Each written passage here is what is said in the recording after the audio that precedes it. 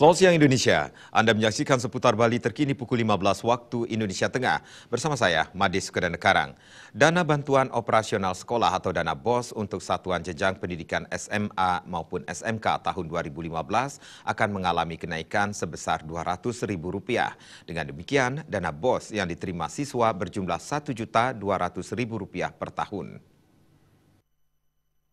Kepala Bidang Pendidikan Menengah Disdikpora Kota Denpasar Wayan Suparta mengatakan, tahun 2015 dana BOS untuk tingkat SMA SMK akan mengalami kenaikan sebesar Rp200.000. Jika dulu siswa memperoleh dana BOS 1 juta per anak per tahun, kini mereka memperoleh Rp1.200.000 per anak per tahun. Sementara item alokasi dana BOS masih tetap yakin 14 item diantaranya pembelian buku referensi, peningkatan kompetensi guru, pemeliharaan sarana prasarana sekolah, dan lain-lain. Kenaikan ini dilakukan untuk menyukseskan program pemerintah yakni wajib belajar 12 tahun. Ia berharap dengan kenaikan dana BOS ini dapat meminimalkan atau bahkan menghilangkan siswa putus sekolah karena faktor ekonomi. Peningkatan dana BOS juga didasarkan atas kenaikan biaya operasional siswa meski dana BOS ini belum sepenuhnya memenuhi semua biaya.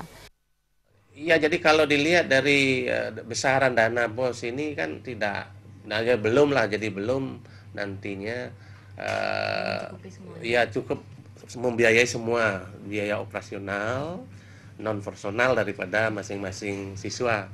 Nah, karena jadi perkiraan standar minimal untuk pendidikan SMA ya kan, ini dari 4,5 sampai 5 juta per tahun.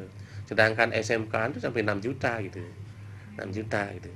Nah, jadi pemerintah saat ini baru bisa mensubsidi lewat dana BOS itu adalah Rp1.200.000. Nah, selebihnya itu kekurangannya ini dimungkinkan untuk ada kontribusi daripada masyarakat.